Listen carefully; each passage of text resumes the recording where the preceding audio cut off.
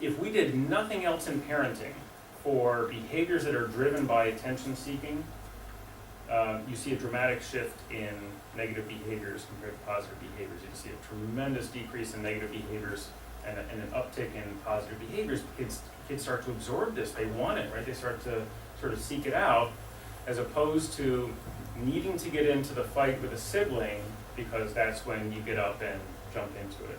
And again, it's very easy for us to want to just sort of put our feet up, take a moment to relax, and only jump in when things are difficult. And when I said earlier, on a nightly basis, I can point to things, places where I know I'm sort of cutting corners. That's an easy one, because you've had a long work day and you sit down and you just want to sort of relax, and you have to force yourself to sort of get in and do these things. And the argument is this, and I make the same argument to you in the classroom, that because another counter argument is about the time. Oh my God, then I feel like I'm constantly sort of getting up and seeking this out and reinforcing, right? And it takes a lot of time to do that.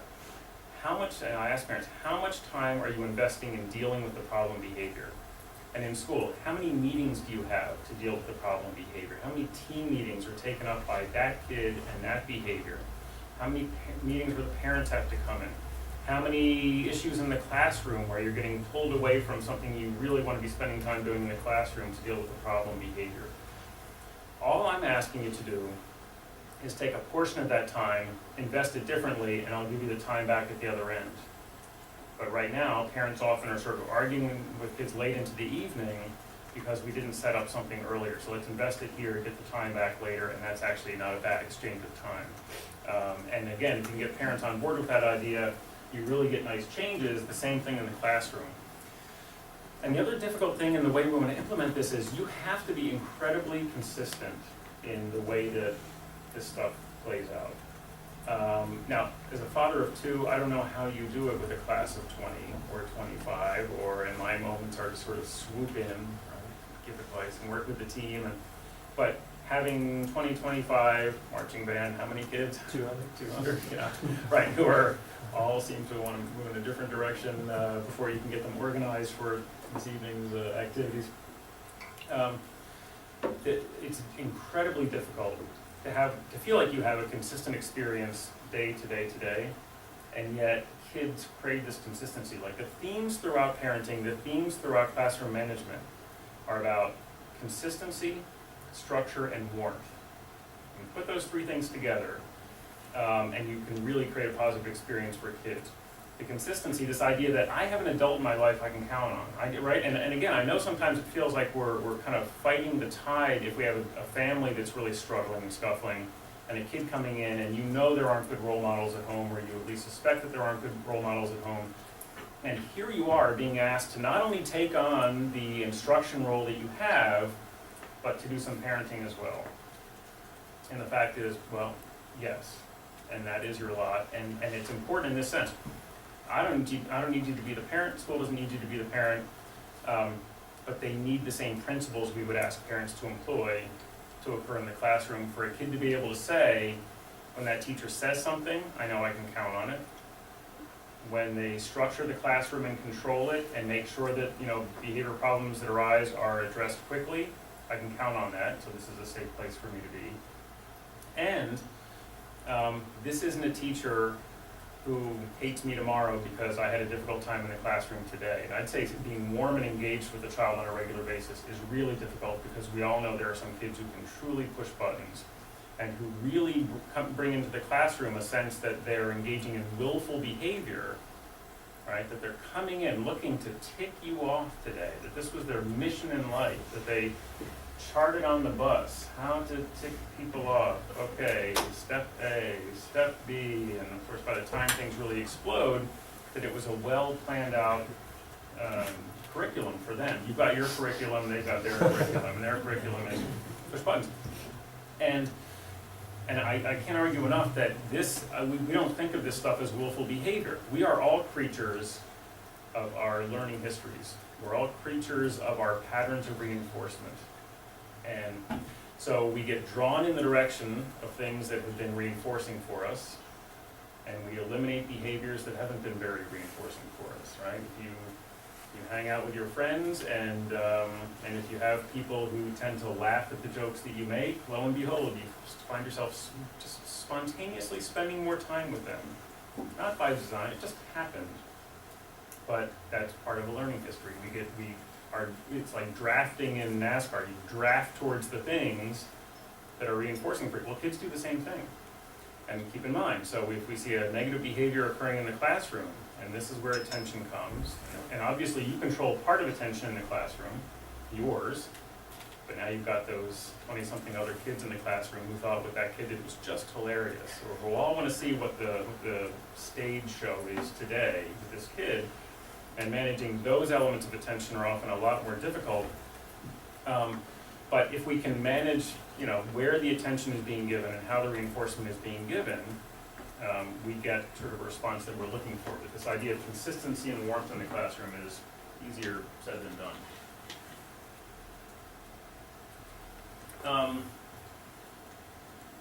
And I guess the one more thing I'd say about that is that we talk a lot about a relationship with a student, and it can sound very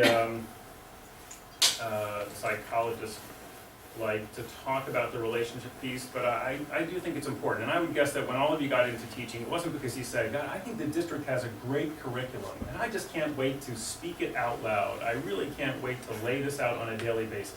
That's why I got into teaching, is because of and maybe you just get psyched about this math versus that math. And you're all, those of you who are like that are probably headed towards administration. No offense, Gene. But most people get into it, right, for the relationships with kids, the connection that you'll make with them, the influence that you have over them. And I'd say that part sometimes gets overwhelmed when you get into the position, and it does become about the curriculum. Every meeting, right, is about the curriculum and what we're putting into place and all the things that sort of have to be loaded into the classroom. It's easy to push the relationship piece aside. That's kind of a secondary thing. You hope it happens. You want to be nice to the kids, and you hope they're nice to you.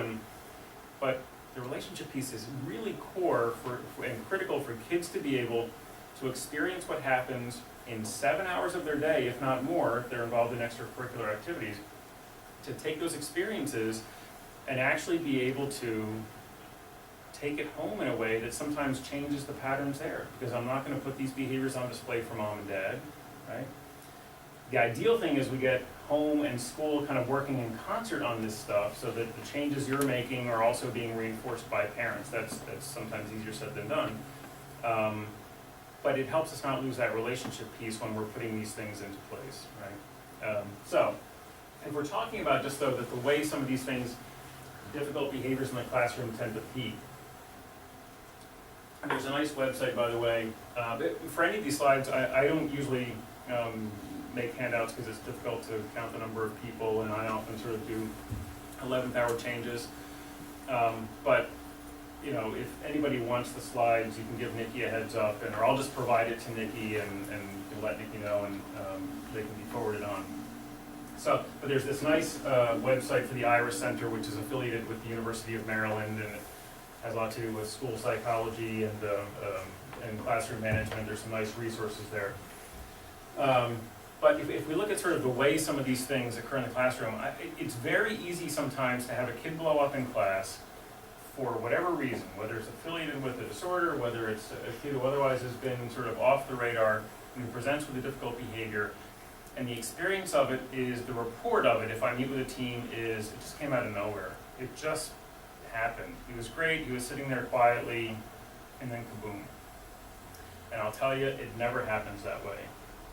There's always a cycle to it. There's always a reason a kid goes from, I'm able to walk across the threshold of the school in reasonably good health and exhibiting reasonable behavior, to why in your classroom in this moment I'm showing you something different.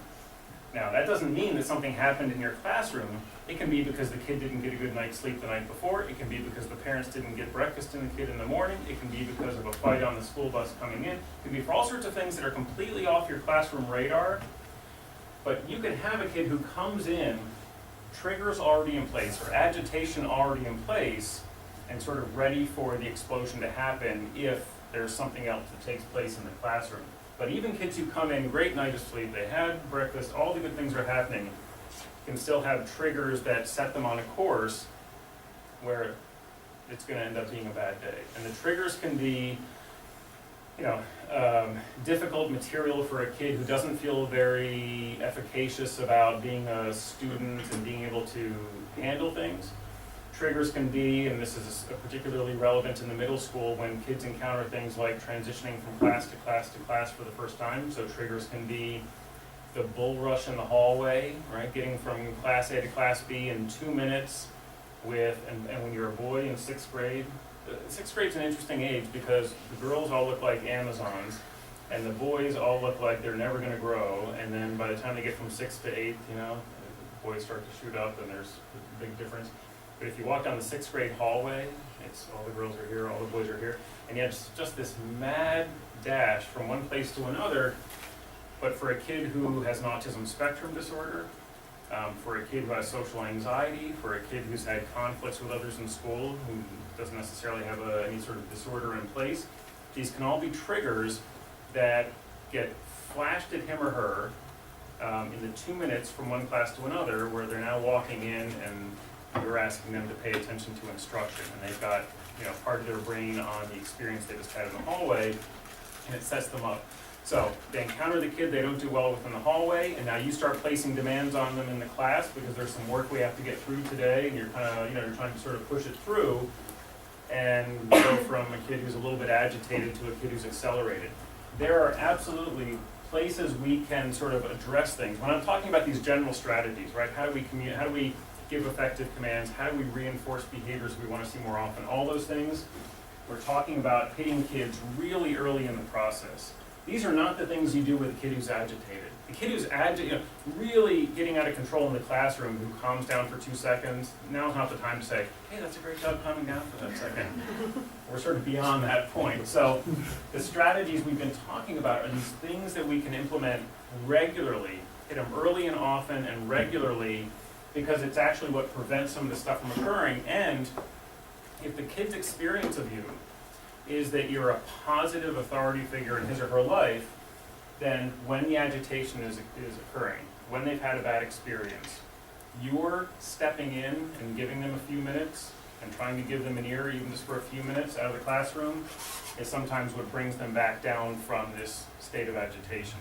So the strategies we've generally been talking about are not sort of how do I jump in the middle of a big problem, it's how do I set the stage so that I have fewer issues playing out in my classroom than I otherwise would if I'm just, praying, thanking God that it was that I've had this great class.